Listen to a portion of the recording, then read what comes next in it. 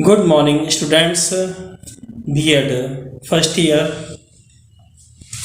अर्थात बीएड प्रथम वर्ष बीएड फर्स्ट ईयर में पेपर 6 जिसका नाम है जेंडर स्कूल एंड सोसाइटी यानी लिंग, विद्यालय और समाज, यूनिट फर्स्ट इकाई 1 के अंतर्गत आज हम जानेंगे मीनिंग ऑफ रीजन यानी क्षेत्रीयता का अर्थ। क्षेत्रीयता शब्द क्षेत्र से मिलकर बना है। क्षेत्र खेत को भी कहा जाता है, परंतु यहाँ क्षेत्रीयता किसी ऐसे निश्चित भूखंड से है जिसमें निवास करने वालों की भाषा, उनकी संस्कृति, उनके रीति रिवाज इत्यादि मेल खाते हैं। भारत जैसे बहुसांस्कृतिक देश में क्षेत्रीयता की भावना अधिक प्रबल हो रही है, जिसके कारण से ही भारतवासी एकजुट नहीं हो पाते हैं।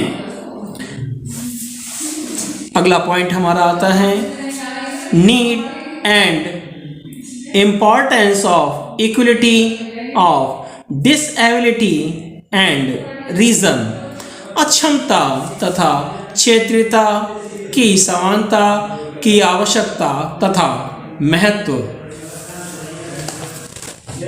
अक्षमता तथा क्षेत्रीयता की समानता की शिक्षा का औचित्य वर्तमान में अत्यधिक है, क्योंकि किसी भी राष्ट्र के ये विभेदक तत्व हैं जिससे अराजकता और अलगाव फैलता है।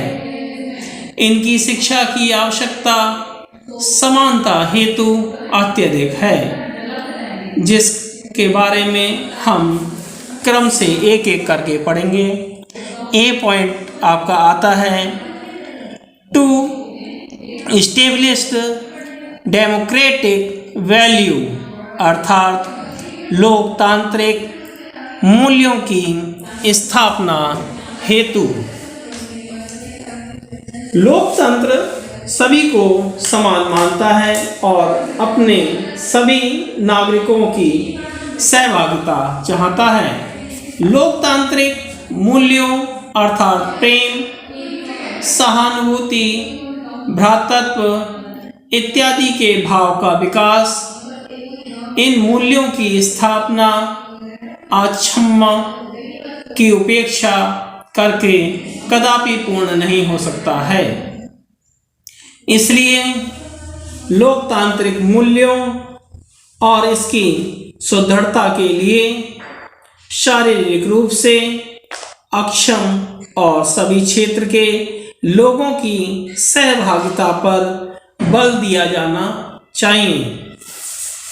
सेकंड पॉइंट हमारा आता है B point for compulsory and universal education अर्थात अनिवार्य तथा सार्वभौमिक शिक्षा हेतु।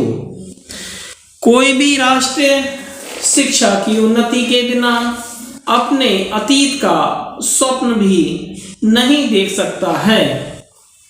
इसलिए सभी की अनिवार्य और सार्वभौमिक शिक्षा का स्वप्न तब तक अपूर्ण रह जाएगा जब तक अक्षमों और सभी क्षेत्रों के निवासियों की शिक्षा में समुचित भागीदारी सुनिश्चित नहीं की जाएगी। इस प्रकार अक्षमों और क्षेत्रीय आधार पर शिक्षा की आवश्यकता तथा महत्व देश की उन्नति के लिए अत्यधिक है।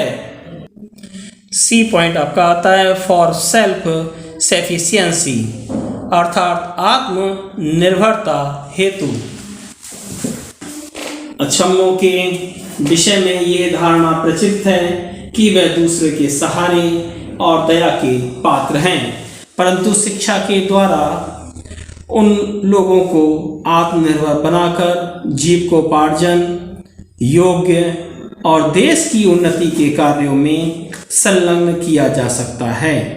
इसी प्रकार जो क्षेत्रीय अक्षमताएं व्याप्त हैं उनका निराकरण करके क्षेत्रीय आवश्यकताओं के अनुरूप पाठ्यक्रम तैयार करना चाहिए। साथ ही उसका क्रियान्वयन करके आत्मनिर्भर भी बनाया जा सकता है।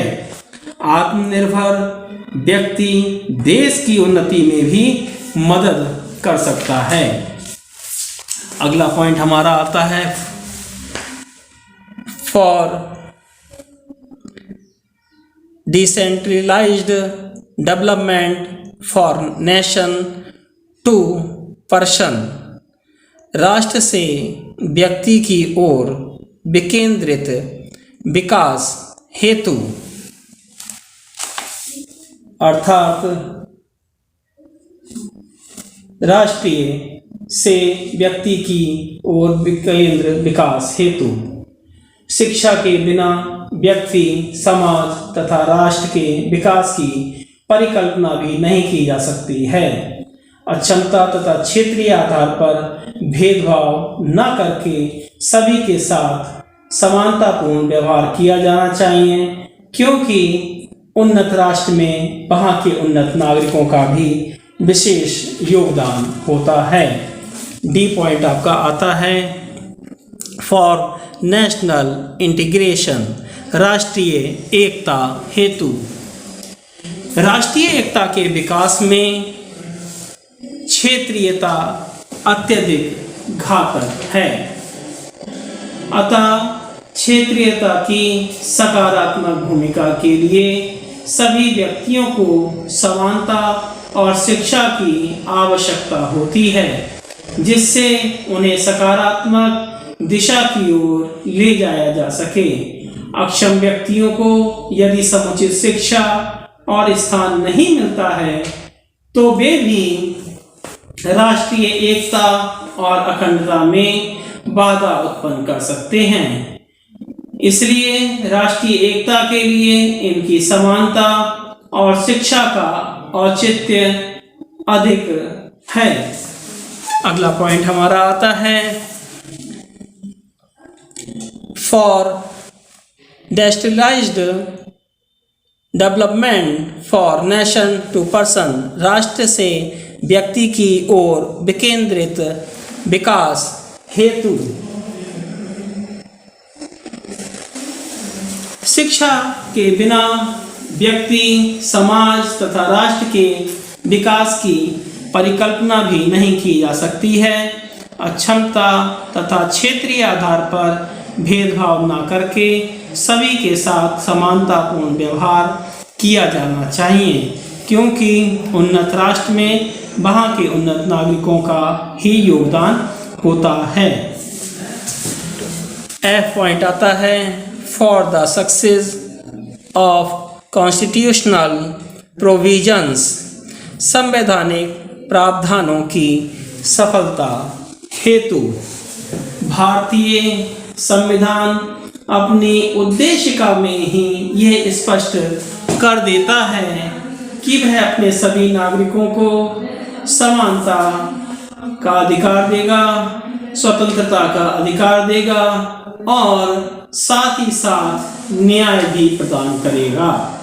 संविधान द्वारा किए गए समानता का अधिकार, स्वतंत्रता का अधिकार तथा न्याय जैसे प्रावधान तब तक अपूर्ण ही रह जाएंगे जब तक अक्षमता के शिकार और क्षेत्रवाद के आधार पर भेदभाव होता रहेगा। इसलिए संवैधानिक प्रावधानों की सफलता हेतु इनकी शिक्षा समान रूप से कराए जाने का औचित्य अधिक माना जाता है। इसके साथ ही अगला पॉइंट हमारा जी पॉइंट आता है टू अवॉइड चॉज एंड आइसोलेशन।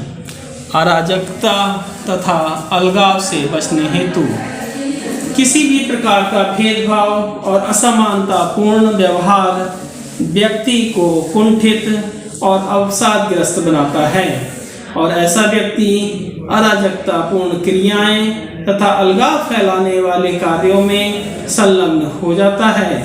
इसलिए क्षेत्रीयता और अक्षमता को भेदभाव का आधार न बनाकर इनको समान धारा में लाने का प्रयास करना चाहिए, जिससे देश की एकता और उसका विकास के लिए अक्षम और क्षेत्रीय असमानताओं की समाप्ति करना आवश्यक है। अक्षम और क्षेत्रीय आधार पर यदि भेदभावपूर्ण व्यवहार किया गया तो ये वंचित वर्ग देश विरोधी गतिविधियों, नकारात्मक कृत्यों में संलग्न हो जाएगा।